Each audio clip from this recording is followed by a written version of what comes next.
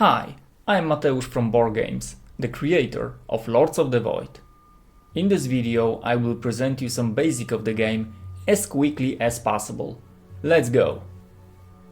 The game consists of 4 elements: world map, capital, units, and battles. The map is divided into regions called provinces. Each province provides a different type of resource: food, wood, or stone. We occupy provinces by building structures, such as towns and watchtowers. Each structure has its area of control. The structure controls the province where it has been built, but also every neighbor province. To build a structure, you need to move one of your heroes to the province, click on Build button, and pay the building costs.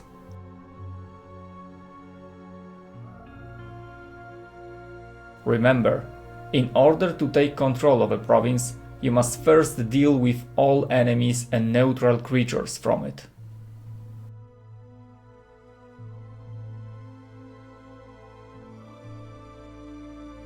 Make smart decisions where to build the next structure, as they cannot be placed too close to each other.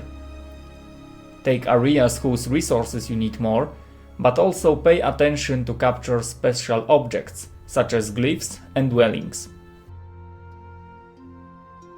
The glyphs can improve one of your unit type by your choice. For example, the glyph of mobility, binding to archer, will increase mobility of all your archers in all your teams by 1. It's a fine upgrade, but if you lose control over the province with the glyph, you also lose this bonus.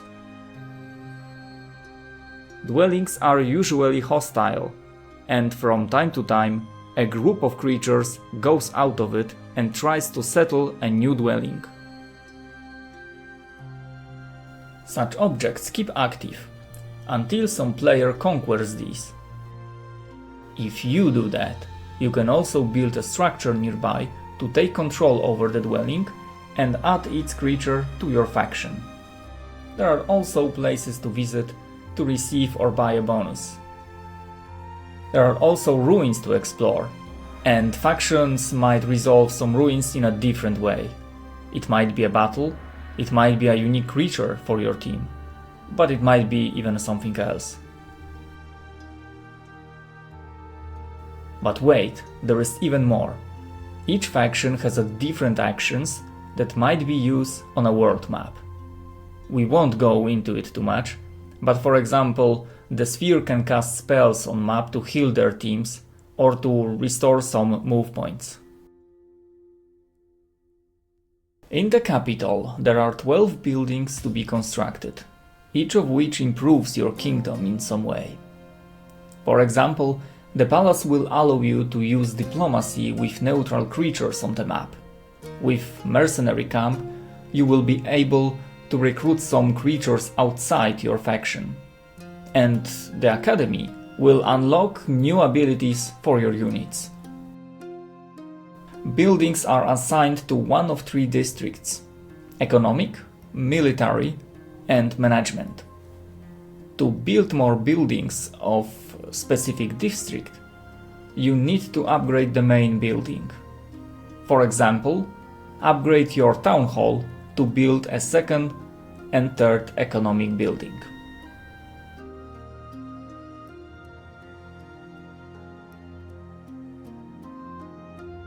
All of this mean that you have to manage your resources wisely, prepare your build order, and make rational decisions depending on the resources you have access to. Before we go into the battles, let's take a look at the units. There are 4 units classes in the game: Warrior, Magician, Shooter, and Barrier. Warriors have the highest hit points and deal highest damage in melee fights. They sometimes have a crowd control ability or passive skill to steal life or deal more damage in some special cases. Magician have, well, spells that might be cast for mana.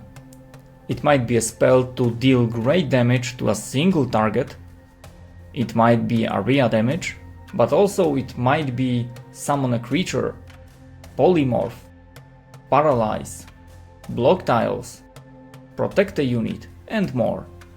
But there is an important limit: mana points. Every spell costs a mana, and with every combat round, Magician restores a tiny bit of it.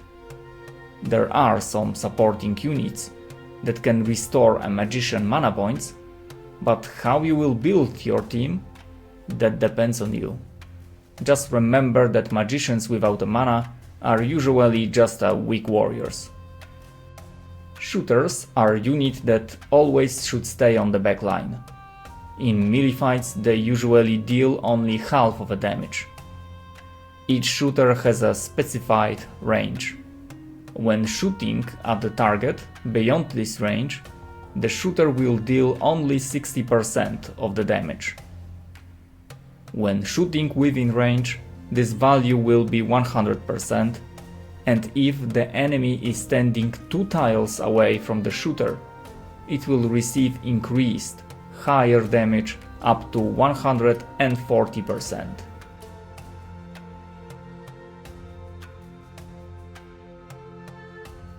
Remember that the shooter will not be able to shoot if the enemy is standing right next to them. The last class is Barrier. Units with this class cannot attack and cannot counterattack, making them easy targets for enemy warriors. However, each barrier has a unique ability that can significantly influence the course of the battle. For example, Anurar, a frog-like creature, can detonate, dealing massive damage to itself and nearby units, while the Tree Maiden can block tiles with trees and possess them to deal damage to enemies at the next round. Smart combination of the units is a key of success. You can position your units before the battle begins. Units with the highest mobility will move faster and can pass more tiles.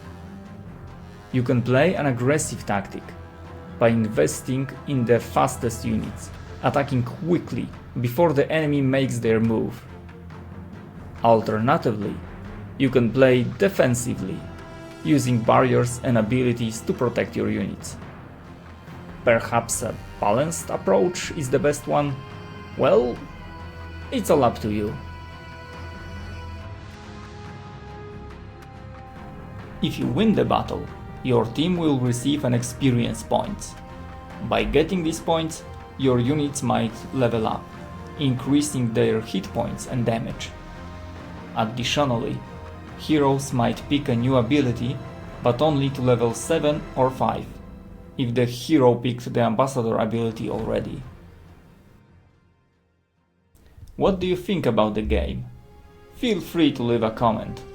I hope you will find this game fresh and interesting, because that was my goal. You can try demo version of the game, it's available on Steam with a link in the description. Thank you for watching this video, take care.